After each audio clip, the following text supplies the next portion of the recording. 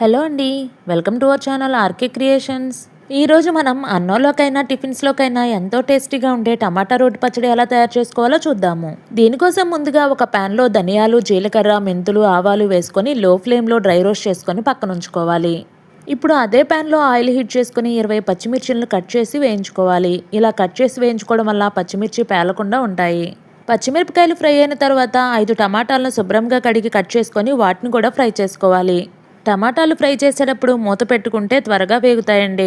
ఇలా వేగేటప్పుడు అడుగంటకుండా మధ్య మధ్యలో కలుపుకుంటూ ఉండాలి.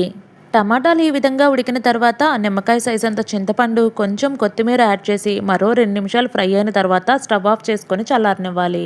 ఇప్పుడు పచ్చడి ప్రిపరేషన్ కోసం రోట్లో ముందుగా ఫ్రై చేసిన దినుసులను బాగా దంచి పొడి చేసి ఆ తర్వాత పచ్చిమిర్చిని వేసి దంపుకోవాలి. అలాగే వెల్లుల్లి రెబ్బలను, రుచికి సరిపడా ఉప్పు, చింతపండు కూడా వేసి మెత్తగా నలగనివ్వాలి.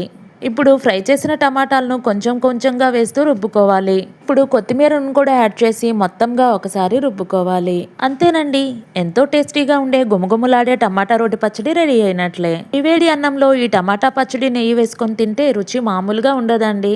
మీరు ట్రై చేసి టేస్ట్ ని ఎంజాయ్ చేయండి. ఇంకా ఇలాంటి మరిన్ని రుచికరమైన వంటల కోసం మన ఛానల్ను సబ్స్క్రైబ్ చేసుకోండి.